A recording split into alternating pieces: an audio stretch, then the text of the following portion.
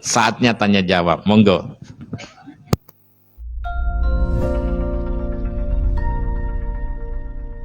Assalamualaikum warahmatullahi wabarakatuh. Bapak Ustaz yang saya hormati, saya mau bertanya. Kadang-kadang satu keluarga itu cukup cuma mampu untuk menyembelih satu kurban, Pak, dan diatasnamakan satu keluarga.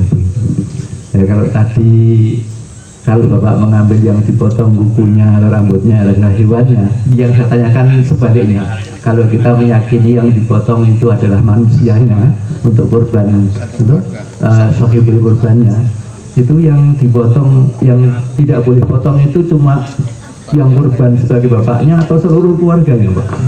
Itu aja, Pak. Assalamualaikum. Kebetulan kemarin malam Jumat itu saya mengikuti pengajian.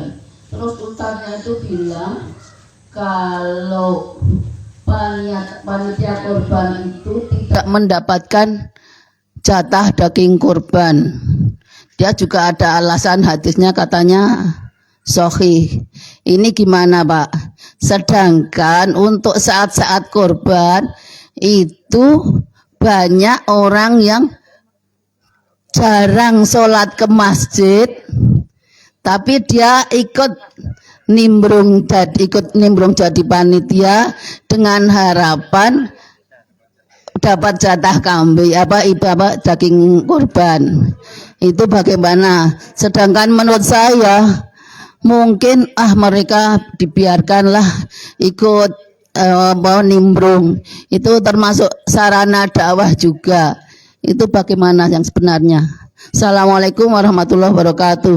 Baik, dari Ustadz Zubair dulu.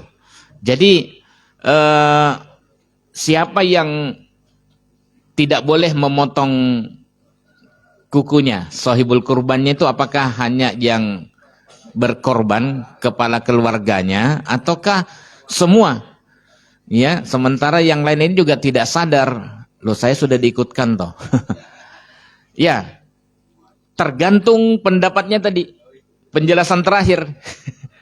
Ya, mau pilih yang mana? Ya, ya kalau misalnya salah ijtihad kan tetap dapat satu.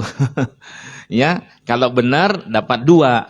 Itulah bagusnya itu. Tapi ijtihad itu kan ada dasar ilmunya.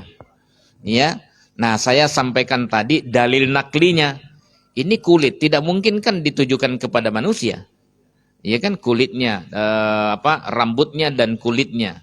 Biarkan, jangan menyentuhnya. Ya, fala yamassu min sya'rihi wa basyarihi syai'a. Ya kan tidak mungkin manusianya. Nah, saya pakainya itu secara dalil nakli dan akli, lebih masuk akal. Apalagi kalau misalnya ditinjau dari ini. Tapi kalau ya sekali lagi rasa saya sudah terbiasa tidak menyentuh apa-apa kalau misalnya sudah berniat kurban. Walaupun saya misalnya tidak kurban, karena begini Bapak Ibu. Kadang sudah ya pada hari tasyrik, ini karena pengalaman sendiri, nggak ada uang pada saat mau ini, tapi kemudian kok hari tasyrik kok ada rezeki gitu, ya sudah saya. Nah, apakah semuanya? Harusnya semuanya. Dan ingat juga sebenarnya tidak perlu menggilirkan ya. Tidak perlu menggilirkan, kali ini bapaknya, kemudian besok istrinya. Itu kalau cuma satu istri, aman. Tapi kalau empat-empatnya. Dan Nabi SAW tidak pernah memberikan nama-nama untuk istri-istrinya itu. Ya. Nah, berapa kurbannya? Satu kambing aja cukup. Tapi Nabi SAW juga pernah kurban 2 kambing. Ya, pernah dua kambing. Jadi itu ya. Jadi sebenarnya satu keluarga untuk satu kambing atas nama kepala keluarga itu sudah cukup, pahalanya mengalir kepada semua keluarga. Ya, pahalanya mengalir pada semua keluarga. Yang kedua, tentang panitia. Mungkin maksudnya Ustadz itu tidak ada jatah kepanitiaan. Karena memang tidak ada panitia seperti amil zakat pada umumnya. Ini husnudon saja. Ya, tapi jadi dia mendapatkan bukan posisinya sebagai panitia, tapi sebagai ya orang yang punya hak, karena Sohibul kurban yang dilarang itu kan kalau kita misalnya lihat dari hadisnya itu, ya, hadis riwayat Ahmad yang agak ini, fakulu minhu masyitum, makanlah sebagian sebagaimana yang kamu maui, wala tabi'u luhumal hadyi, jangan kamu jual daging sembelihan. Itu ditujukan kepada siapa itu? Sahibul kurban. Wal adohi, dan sembelihan. Fakulu, maka makanlah, watasaddaku, bersedekahlah, wastamti'u bijuludiha, dan manfaatkan kulitnya. Ya, wala tabi'uha, jangan kamu menjualnya. Nah, menjualnya ini kembalinya ke luhumul hadyi. Jadi yang dilarang dijual menurut Muhammadiyah, ya, menurut tarjih Muhammadiyah, ya, yang dilarang dijual itu adalah dagingnya untuk keuntungan sahibul kurban. Tapi untuk kulit bagaimana? Boleh kita manfaatkan, boleh kita sedekahkan saja, beri saja pada lembaga sosial, ya, atau masjid, ya. Kan bukan untuk dinikmati sendiri oleh sebelum. Intinya hari itu kita makan-makan, tidak boleh jualan. Tidak boleh jualan, kita makan-makan, nyate bareng. Nah, boleh nggak misalnya yang kerja-kerja begitu kemudian dapatkan atau diambilkan diambil kemudian dimasak, boleh. Ya, boleh diambilkan, kan atas dasar kesepakatan biasanya itu. Ya, intinya tidak boleh jualan, itu aja.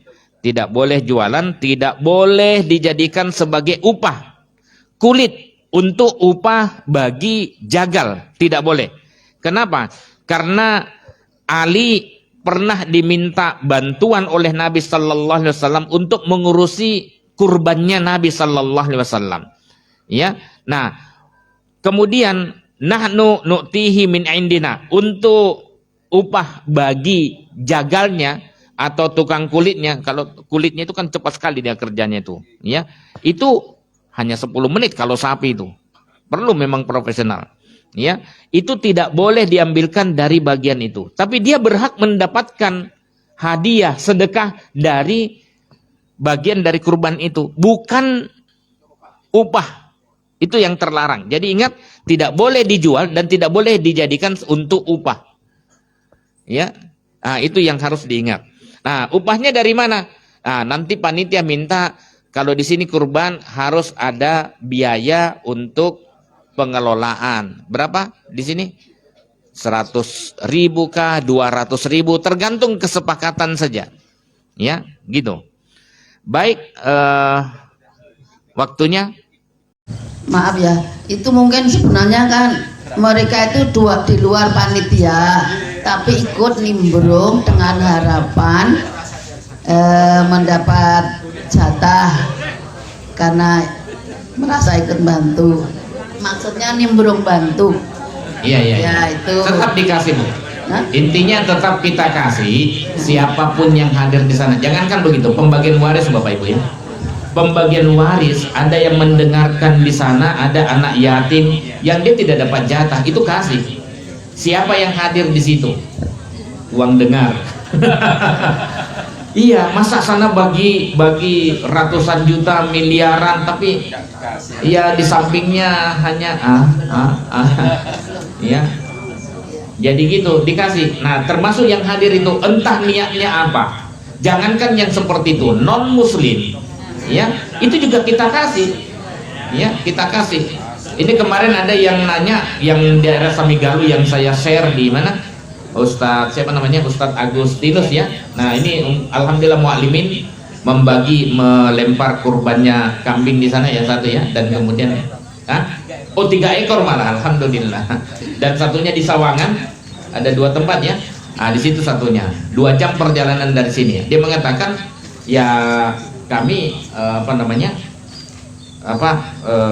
mengelola itu di sini, dan kemudian ya biayanya memang lebih murah karena mereka kerja sendiri, ya.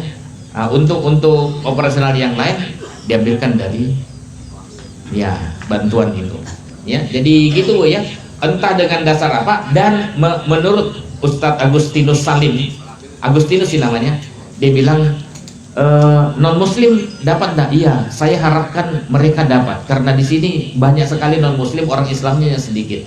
Ini syiar, karena mereka tidak ada tradisi bagi-bagi daging. Ya tentu mungkin juga seperti tahun sebelumnya kita dapat, ya masa kemudian tidak dapat.